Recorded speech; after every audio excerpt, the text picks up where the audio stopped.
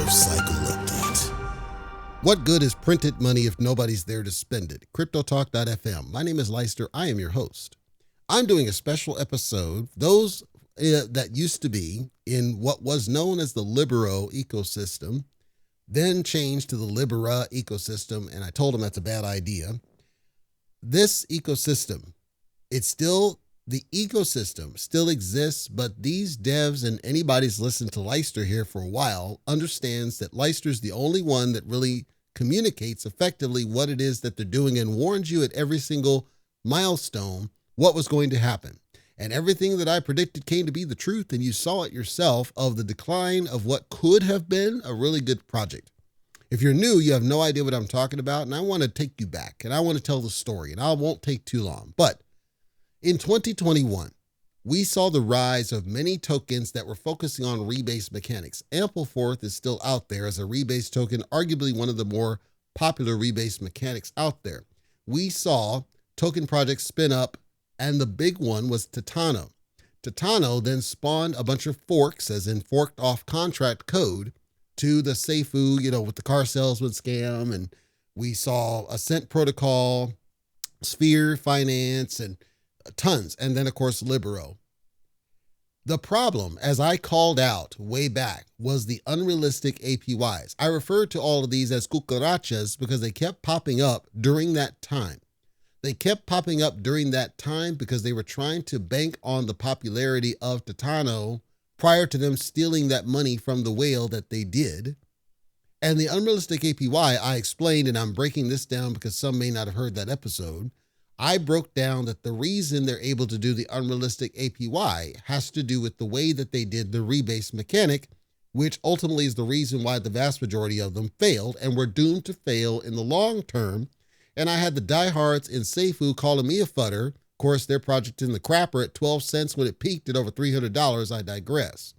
I felt I wanted to explain because people may not understand. They might not get it.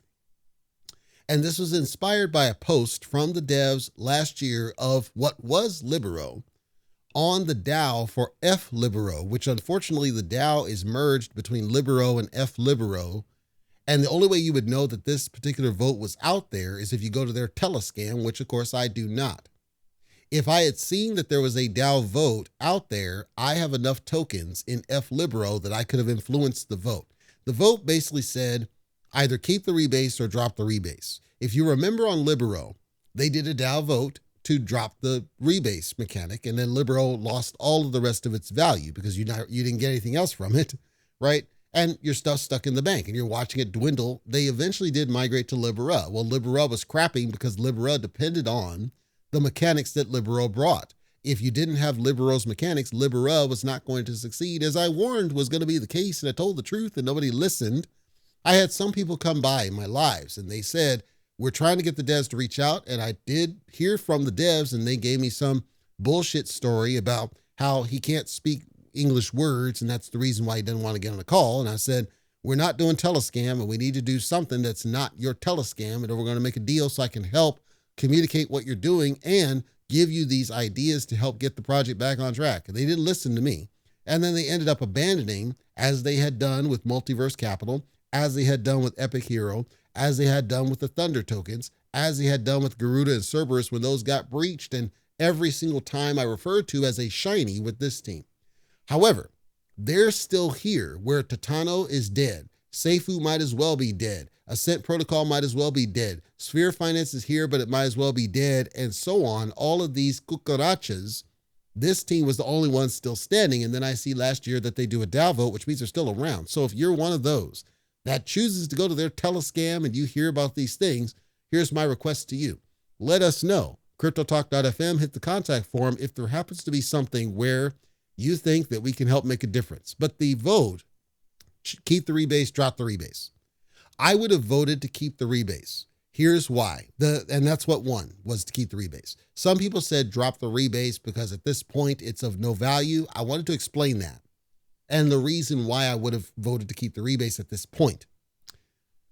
For the most part, they left F Libero alone after they launched it. I said when they were about to launch it, they made a mistake making it a separate token instead of just releasing Libero on the Phantom chain and then bridging the two. The reason that I wanted that done, and I want to break down what I would have done at the end of this episode, is because if you create a synergy across two chains, it helps you manage by way of arbitrage and by way of joined burn the supply, and the supply is the reason it got out of whack. These tokens, the difference between all of these cucarachas and what Ample4 did, I described before as the positive rebase and negative rebasing. A positive rebase simply says, I'm going to print more tokens on the fly. And in this case, they're printing it for the rebase to add to everybody's wallet. That's the positive rebase.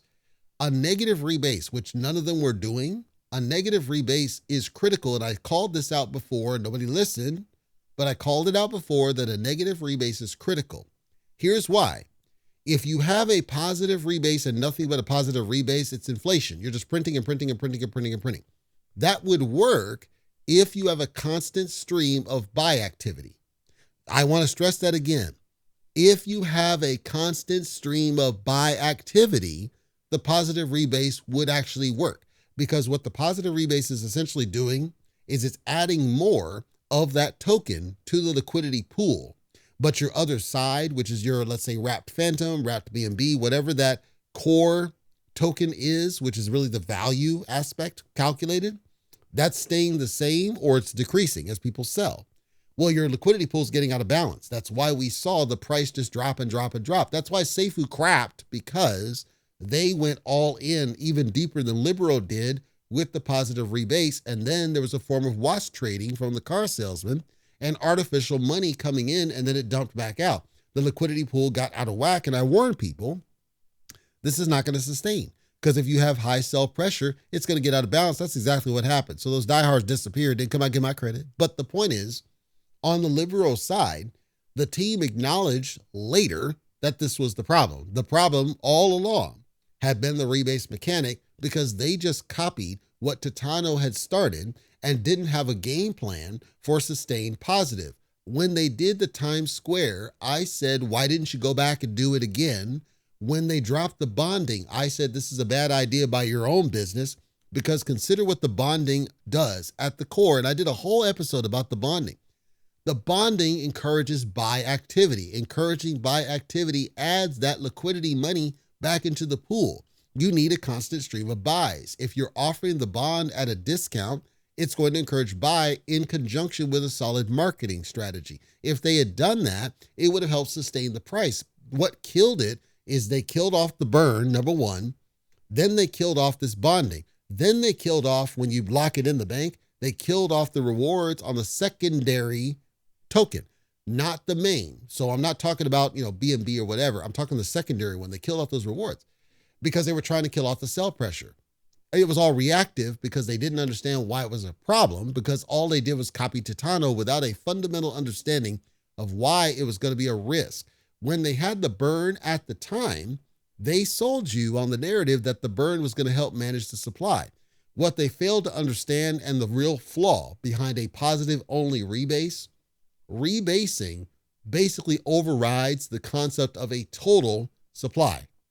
If you have a rebase in effect, your total supply is elastic, which means it'll never stop. That's why you need the negative. You got to have it bring it back down according to price pressure. That still would have affected the price, but what it does is some people their price would have gone up because they had more tokens.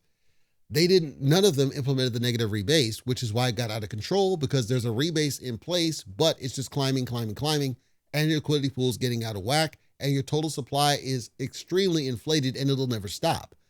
That's the problem. So when Seifu launches with 300,000 tokens, it doesn't have 300,000 now because it's printing out of control. I've called this out multiple occasions. That's the reason Libero crapped. It crapped because they copied from Titano without a full understanding about what it was they were copying and what the impacts were. There was no analysis done to understand what the impact of this decision was going to be. The car salesman, I'm pretty sure he knew what was going to happen. His wash trading is evidence of what he was really trying to influence. He was trying to influence, okay, we're going to get a bunch of people up in this business and then dump out on them, which is exactly what happened. I think Ascent Protocol just didn't understand it. I think Sphere Finance didn't understand it. I think some of these other ones just didn't understand because they just copied what looked good for Titano. I think Drip, same thing. Crapped, same thing. Did not understand it. Drip built a pyramid scheme to try to keep it going as long as they could. But at the end of it, many of those people were just spinning up multiple wallets. So they were self-pyramiding, which wasn't going to solve the problem because you're not getting real new money. At some point, they're going to stop, right? You're not getting real new money flowing into the project. In a positive only rebase, you cannot sustain if you don't have constant buy pressure on what you're doing. And if you're not doing enough marketing to get people on board, it's not going to go anywhere. Like if you took the current state of what was happening back then, if you took that and brought it now and you had negative rebasing in place, your Libero, there'd be millionaires minted by now because the way they did it worked in a bull run. It didn't work in a bear because they didn't have a negative rebase to help manage it and weather the storm. That when we get to this run where Bitcoin doubles, you'd have had, because some of them would have been sitting on major value, even if your tokens started to decrease, you'd have been sitting on major value. And then if you couple that with the bonding, which they took and put it on thorium, but it doesn't have the same value. Because thorium, they were burning total supply. They didn't understand. It was an overreaction to what happened with Libero, what they did with thorium. It was never the right answer. All along, the Libero team had the key, but they killed off the two things that would have helped this keep succeeding. The bond is number one, and then the aggressive burn. And I say aggressive burn by way of my way I would have done it. It's all past now, but the way I would have done it. And frankly, they could still do it on F Libero if they were smart enough. I don't think that they are, because they could use F Libero right now if marketed correctly to help salvage Libero if they were smart enough. I don't think they are. Number one, I would, because you jacked up and created F Libero as a separate token, you can't do a seamless bridging. But what you can do is create a pair for F Libero to Phantom's wrapped BNB, because it's there. Create a pair from Libero to BNB's wrapped Phantom over there. Create a tool in your web, and I know their web development sucks, but create a tool that lets you now bridge between the two. You bridge between the two, you take what's on the Phantom side, and if somebody wants to send it over to the Libero side, instead of sending the token straight over there, it's simply going to send the value equivalent, whatever that is, in the wrapped BNB and bridge it over. That's going to add to the liquidity because of the fact that now it's not doing a sell. It's just adding it to the liquidity pool and then issue the Libero token equivalent on that side. That's number one. Number two is the bonding. Re-implement the bonding, do it on both sides. If somebody does a bond on the Libero side, let's say it's, at this point, you'd have to do like $1 billion. But let's say you do a bond on the Libero side. Somebody does it. You do a lockup period of 3 to 5 days. It doesn't have to be long, but you want to lock up to make sure there's not an immediate sell that happens. When the bond is purchased and locked in, on the Phantom side, you initiate a burn from what it would have done from the supply pool. You initiate a burn of the same amount of tokens that the bond just did on this side. You set up the same bond on the F Libero side for the same reason. Now you set the bond amount of tokens high enough that you can help burn off some of that excess supply that's out there, and they just basically interplay. Similar in concept to the Luna Classic and USTC as a base, as in one is instructing the supply of the other as they interop. Then you have to culminate that into a marketing strategy.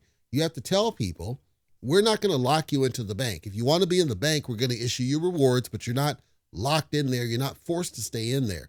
If you do stay for every day, we're going to give you 1% of, and in this case, I would give them the token. So let's say F Libero, 1% is your return.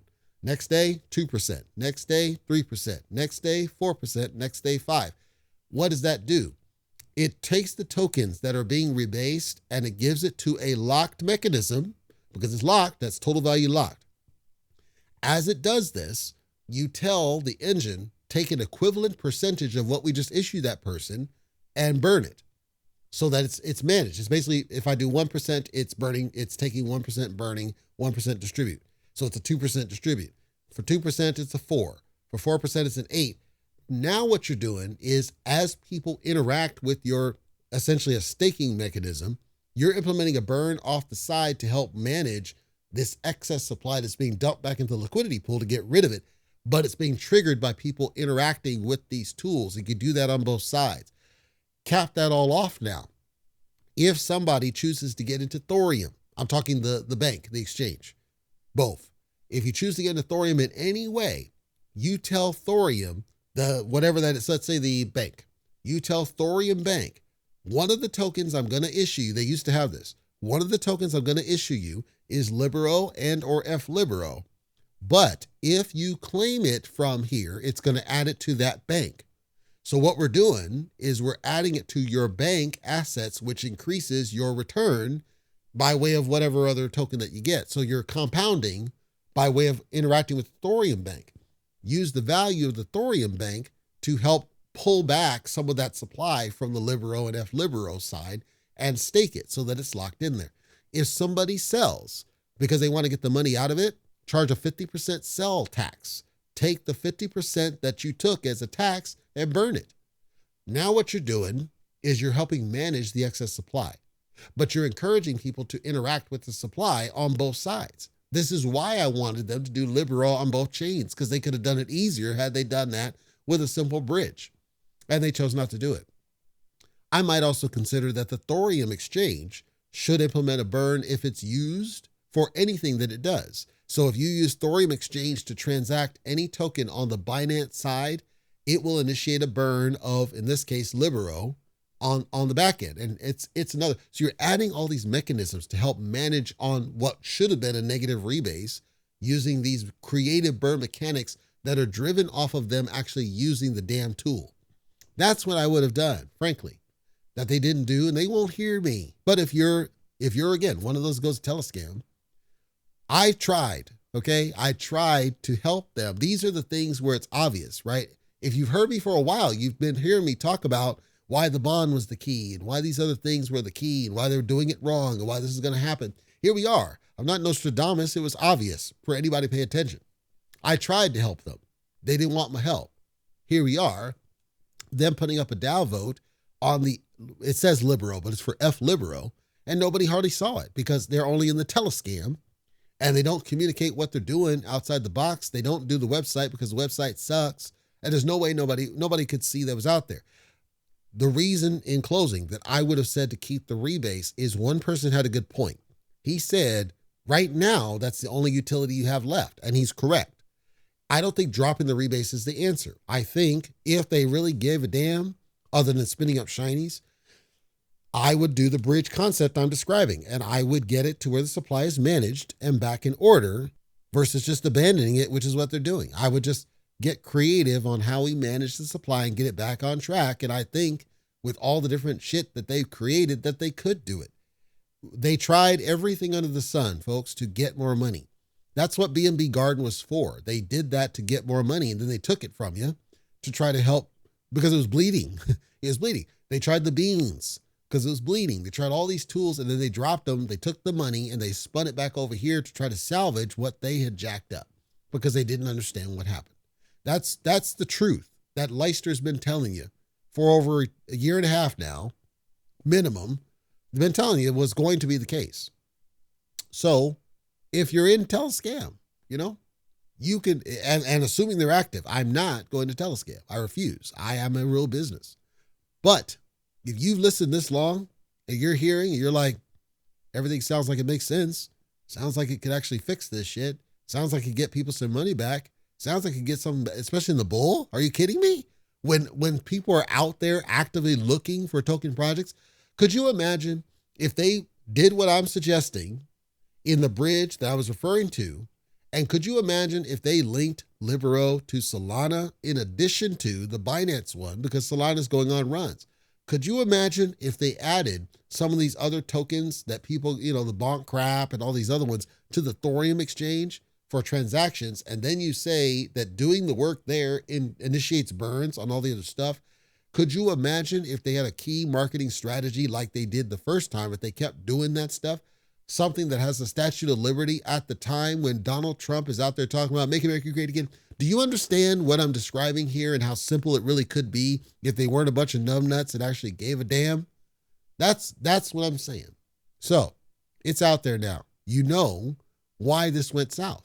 They took a contract. They didn't understand it. They just plugged it in, sold you on a sky-high APY, knowing it was doomed to fail.